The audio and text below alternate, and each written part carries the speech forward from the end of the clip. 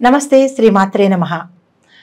ఇప్పుడు మనం నవంబర్ మాసం 2024, 2025 మార్చి వరకు మేషాది ద్వాదశ రాశుల వరకు ఎలా ఉండబోతోంది, వారి యొక్క శుభాశుభ ఫలితాలు ఏమిటి, ఏం చేయాలి, ఏం చేయకూడదు, సూచనలు, పరిహారాలు అవన్నీ ఇప్పుడు మనం ఒక్కొక్కటిగా చూద్దాము.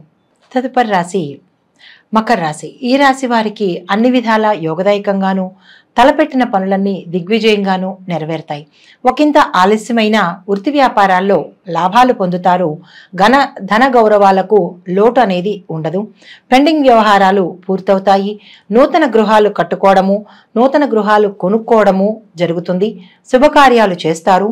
బంధుమిత్రులను కలవటము, శత్రుబాధలు లేకుండా హోదాగల వ్యక్తులతో వీరికి స్నేహ లాభాలు కలుగుతాయి. మంచి మంచి పరిచయాలు పెంపొందించుకోవడం జరుగుతుంది. అభివృద్ధిలోకి వచ్చే దిశగా వీరు ప్రయాణం చేస్తారు. ఉద్యోగ వృద్ధి జరుగుతుంది. గృహ జీవిత ఆనందమునకు కావలసిన వస్తువులను సమకూర్చుకుంటారు. వాహన యోగము ఉంది. ఆరోగ్యంలో చక్కగా బాగుపడుతుంది. గతంలో ఏమైనా ప్రాబ్లమ్స్ ఉంటే కనుక ఈ మాసంలో వారికి ఆరోగ్యం చాలా చక్కగా ఉంటుంది. అయితే చోర భయము ఒకంత సూచన కనబడుతోంది కాబట్టి మీ విలువైన వస్తువులను భద్రంగా చూసుకోవాల్సిందిగా సూచన చెప్పడం జరిగింది. స్థిరాస్తి కొంచెం నష్టం కలిగేటట్టుగా ఉంది కాబట్టి దాని మీద కొంత అవగాహన పెట్టుకోవడం మంచిది. ఈ రాశిలోని స్త్రీలకు భార్యాభర్తల మధ్య అవగాహన, అన్యోన్యత చాలా బాగుంటుంది. తలచిన పనులు వెంటనే నెరవేరుతాయి. ఉద్యోగ ప్రాప్తి, ఉద్యోగంలో అభివృద్ధి, ప్రమోషన్లు రావడము, వివాహం జరగటము, అనుకూలమైన దాంపత్యము, తర్వాత సంతాన యోగము, తర్వాత చిక్కు సమస్యల నుంచి గతంలో ఏమైనా చిక్కు సమస్యలు ఉండుంటే కనుక, ఏమైనా పరిష్కరించలేని సమస్యల్లో వీరు ఉంటే కనుక అవి ఈ మాసంలో మీకు తీరిపోతాయి. కోర్టు వ్యవహారాల్లో జయాన్ని పొంది మీ వైపే తీర్పు వచ్చేటట్టుగా సూచన కనబడుతోంది. అలంకరణ వస్తువులు కొనుక్కుంటారు. కుటుంబంలో సౌఖ్యం కలుగుతుంది. ఇప్పుడు ఆయా రంగాల వారికి ఎవరెవరికి ఎలా ఉందో చూద్దాం. ముందుగా విద్యార్థులకు జ్ఞాపక శక్తి తక్కువగా ఉంటుంది. ఇతర వ్యాపకాలు అంటే చదువు తప్ప మిగతా విషయాల మీద వీళ్ళు ఎక్కువగా శ్రద్ధ చూపిస్తున్నారు కాబట్టి వీళ్ళు అనుకున్న రీతిలో చదువులో ముందంజ వేయలేకపోతున్నారు. ఒకంత ఫెయిల్ అయ్యే అవకాశాలు కూడా కనబడుతున్నాయి కాబట్టి ఇతర వ్యాపకాలు తగ్గించుకొని చదువు మీదే శ్రద్ధ పెట్టినట్లయితే కనుక మీరు అనుకున్న స్థాయిలో ర్యాంకులు సంపాదించుకోగలుగుతారు. విదేశీయానం వెళ్ళి అంటే అక్కడ చదువుకుందాము, విదేశాల్లో చదువుకుందాము అని అనుకున్న వాళ్ళకి అక్కడ అవకాశం వచ్చేటట్టుగా కనబడుతోంది. తరువాత విదేశ యానం చెయ్యాలి అని అనుకున్న వాళ్ళు అంటే చదువు నిమిత్తంగా కాదు, ఒక విహారయాత్రగా వెడదాము అని అనుకున్న వాళ్ళకి విదేశాలు వెళ్ళే అవకాశం కూడా కనబడుతోంది. తరువాత పోటీ పరీక్షల్లో కనుక మీరు ఏదైనా పోటీ పరీక్షలకు అప్లై చేస్తే కనుక మీరు తప్పకుండా విజయాన్ని సాధిస్తారు. అనుకున్న దానికన్నా ఎక్కువ మార్కులతో మీరు ఆ పోటీ పరీక్షను పాస్ అయ్యే అవకాశం ఉంది కాబట్టి ఆ దిశగా మీరు చెయ్యండి. తరువాత ఈ మాసమంతా మీకు అనుకూలంగా ఉంది కాబట్టి మరింత శ్రద్ధ పెట్టి కాన్ఫిడెన్స్తో మీరు అనుకున్న పనిని సాధించుకోండి. తర్వాత వ్యవసాయదారులకు పంటలు బాగా పండి విపరీతమైన లాభాలు వచ్చేటట్టుగా కనబడుతోంది. 2కి 4 మీకు లాభాలు వస్తున్నాయి కాబట్టి తగు జాగ్రత్తగా ఆ లాభాలను సద్వినియోగం చేసుకోండి. మెట్ట పంటల వలన లబ్ధి చేకూరుతుంది. పాత అప్పులు ఏమైనా ఉంటే కనుక అవి తీరిపోతాయి కాబట్టి కొత్త అప్పుల కోసం మీరు ప్రయత్నం చేయవద్దు. ఈ మాసం మీరు స్తబ్దుగా ఉండండి. తర్వాత పెట్టుబడుల గురించి ఏవైనా ఆలోచనలు ఉంటే మీరు స్థిరమైన వాటిల్లో పెట్టుబడి పెడితే అనుకున్న దానికన్నా ఎక్కువ లాభాలు వచ్చేటట్టుగా కనబడుతోంది. మీరు ఆ దిశగా ఆలోచన చేయవచ్చు. తర్వాత వ్యాపారస్తులకు ధన ఆదాయము ఎక్కువగా ఉంది. లాభాలు ఎక్కువగా వస్తాయి. పార్ట్నర్షిప్ వ్యవహారాలు మంచి అనువైన సమయం కాబట్టి మీరు నిరభ్యంతరంగా మంచి పార్ట్నర్తో మీరు వ్యాపారాన్ని విస్తరించుకోవచ్చు. కొత్త వ్యాపారంలో చేరవచ్చు.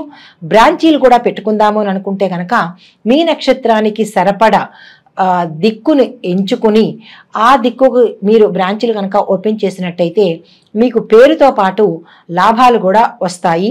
తర్వాత జాయింట్ వ్యాపారస్తులకు కొత్తగా లేదా జాయింట్ వ్యాపారం చేయాలనుకున్న వాళ్లకు ఈ మాసం అత్యంత అనువైన మాసం కాబట్టి మీరు ఆ దిశగా ఆలోచించవచ్చు. తదుపరి క్రీడాకారులు, కళాకారులు, సినీ, టీవీ నటీనటులకు, డైరెక్టర్లకు, నిర్మాతలకు శ్రమకు తగిన ఫలితం కనిపిస్తుంది. ధనాదాయం బాగుంటుంది. మీరు పెట్టిన ధనానికి 4 నిర్మాతలకైతే కనుక ఎక్కువ విశేషించి లాభాలు వచ్చేటట్టుగా కనపడుతోంది. తగిన గుర్తింపు కూడా మీకు వస్తుంది. తర్వాత బహుమతులు, అవార్డులు వస్తాయి. తర్వాత గాయకులకు మీ సినీ రంగంలో ఉన్న కొత్తగా పాత్రలు కావాలి, మాకు ఆ పాత్ర డ్రీమ్ రోల్ అని అనుకున్న వాళ్ళకి ఆ పాత్రలు మిమ్మల్ని వరించే అవకాశం ఉంది కాబట్టి మీరు ఆ దిశగా ప్రయత్నం చేయండి. తరువాత కాంట్రాక్టర్లకు మధ్య మధ్యలో చిన్న చిన్న ఇబ్బందులు ఎదురైనా కానీ మంచి లాభాలు వస్తాయి.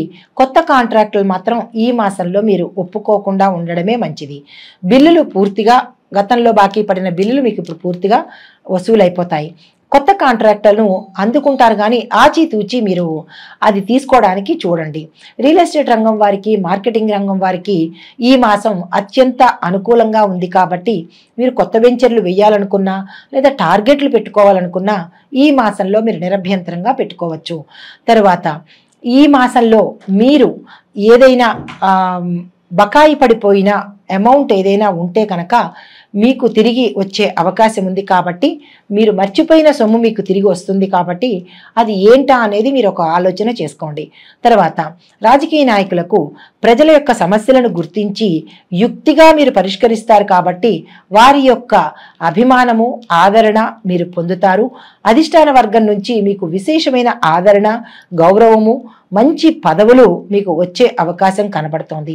మీరు అది కాకుండా మీరు ఇంకేదైనా డ్రీమ్ పదవి ఉంది అని అంటే నాకు ఆ పదవి చెయ్యాలని ఉంది అని అనుకుంటే కనుక దానికోసం కూడా మీకు ఈ మాసం మంచి అనుకూలమైంది కాబట్టి మీరు ఆ దిశగా ప్రణాళిక వేసుకోండి. తర్వాత ప్రజలకు ఏదైనా మాటలు ఇచ్చి ఉంటే లేదా ఏదైనా వాగ్దానాలు చేసి ఉంటే కనుక అది మీరు నిర్వర్తించాల్సిన సమయం ఇది కాబట్టి ఇది నిర్వర్తిస్తేనే వారి యొక్క ఆదరణ మీకు లభించే అవకాశం ఉంటుంది. మరింత ఉన్నతికి చేరుకునే అవకాశం ఉంది కాబట్టి ఆ వాగ్దానాలను మీరు సమయానికి నిర్వర్తించవలసిన అవసరం ఉన్నది. కొత్తగా రాజకీయ రంగంలోకి రావాలని అనుకున్న వాళ్ళు ఈ మాసం అత్యంత అనుకూలమైన మాసం కాబట్టి మీరు ఆ దిశగా ప్రయత్నాలు చేసుకోవచ్చు. ఇప్పుడు నక్షత్రాల వారీగా పరిహారాలు, పరిష్కారాలు చూద్దాము. ముందుగా ఉత్తరాషాఢ 2, 3, 4 పాదాల వారికి నవంబరు, డిసెంబరు 2024, జనవరి, ఫిబ్రవరి, మార్చి 2025 వరకు ఈ నెలలు మీకు అత్యంత లాభదాయకంగాను అత్యంత యోగ్యంగాను ఉన్నాయి కాబట్టి మీరు ఈ మాసాలని సద్వినియోగం చేసుకుని ఏ పని చేపట్టాలన్నా కొత్తగా ఏమి ప్రారంభించాలన్నా మీరు ఈ మాసాలలో చక్కగా చేసుకోవచ్చు. అయితే ఈ గ్రహాలకి శాంతి చేసుకోవాలి అని అంటే మీ యొక్క గ్రహానికి శాంతి చేయాలి అని అంటే కనుక గ్రహశాంతి కోసము ఆదివారం రోజున కేజీ గోధుమలను దానంగా ఇవ్వండి. మీ యొక్క అదృష్ట సంఖ్యలు 3, 4, 5, 9. అదృష్ట వారాలు బుధ, గురు, శనివారాలు కాబట్టి ఈ వారాలను చూసుకుంటూ అదృష్ట సంఖ్యలతో మీరు బేరీజు వేసుకుని ఏ పని చేపట్టాలన్నా ఇందాక చెప్పుకున్న పై మాసాలు ఉన్నాయి కదా ఆ మాసాలలో మీరు పనిని నిరభ్యంతరంగా ప్రారంభించవచ్చు, కొత్త ప్రణాళికలు వేసుకోవచ్చు. తదుపరి శ్రవణ నక్షత్రం వారికి డిసెంబర్ 2024, జనవరి, ఫిబ్రవరి 2025 మాసాలు అంటే ఈ 4 మాసాలు మీకు చాలా అత్యంత లాభదాయకంగాను యోగ్యంగాను కనపడుతున్నాయి కాబట్టి మీరు ఆ దిశగా ఏదైనా కొత్తవి చెయ్యాలి అని అనుకున్నా లేదా కొత్త పనులు ప్రారంభించాలనుకున్నా శుభకార్యాలు చేయాలనుకున్నా ఈ మాసాలు మీకు అత్యంత అనుకూలమైనవి కాబట్టి మీరు అవి ప్రారంభించండి. మీ యొక్క గ్రహశాంతి కోసము సోమవారం నాడు కేజింపావు బియ్యము ఏదైనా శివాలయంలో దానంగా ఇవ్వండి. మీ యొక్క అదృష్ట సంఖ్యలు 1, 2, 3, 4. అదృష్ట వారాలు బుధ, గురు, శనివారాలు కాబట్టి ఈ వారాలను ఉపయోగించుకుని ఆ సంఖ్యలను ఉపయోగించుకుని పై మాసాలలో మీరు ఏ కార్యం తలపెట్టినా దిగ్విజయంగా ఉంటుంది కాబట్టి మీరు తగిన ప్రణాళిక వేసుకుని ఆలోచించి ఆ దిశగా ప్రయాణం చేయండి. తదుపరి ధనిష్ట 1, 2 పాదాల వారికి డిసెంబర్ 2024, జనవరి, ఫిబ్రవరి 2025 ఈ మాసాలు వీరికి చాలా అనుకూలంగాను లాభదాయకంగాను యోగ్యంగా ఉన్నాయి కాబట్టి మీరు ఏ పని చేపట్టాలన్నా ఈ మాసాలలో మీరు ప్రణాళిక వేసుకోండి, ఆలోచించండి, ఆ దిశగా వెళ్ళండి. అయితే మీ గ్రహానికి శాంతి చేసుకోవాలి కాబట్టి మంగళవారం నాడు కేజీ కందులు కానీ లేదా కేజీ పావు ఎర్ర కందిపప్పును కానీ దానంగా ఇవ్వండి. మీ యొక్క అదృష్ట సంఖ్యలు 2, 3, 4, 7. అదృష్ట వారాలు సోమ, గురు, శనివారాలు కాబట్టి ఈ వారాలను ఉపయోగించుకుని ఆ సంఖ్యలతో మీరు కీలకమైన పనులను చేపట్టండి. తరువాత మొత్తంగా రాశి మొత్తానికి అంటే మకర రాశి వారు అందరూ కలిసి చేసే పరిహారాలు ఏంటి అంటే, కొంతమందికి మాకు నక్షత్రాలు తెలియవండి, మాకు పాదాలు తెలియవండి, మరి మేమేం పరిహారాలు చేయాలి అని కనుక అనుకున్నట్టయితే వారి కోసము ఈ రాశి పరిహారాలు అన్నమాట. వీరు ఏం చేయాలంటే శనీశ్వరుడికి, కేతువుకి జపాలు, దానాలు ఇవ్వాలి. శనికి తైలాభిషేకము, వెంకటేశ్వర స్వామి, ఆంజనేయ స్వామి, అయ్యప్ప దేవాలయాల సందర్శనం తప్పనిసరిగా చెయ్యాలి, పూజించాలి. శని స్తోత్రము, సుబ్రహ్మణ్య స్తోత్రము తప్పనిసరిగా పఠించాలి. ఇది ప్రత్యేకమైన సూచన.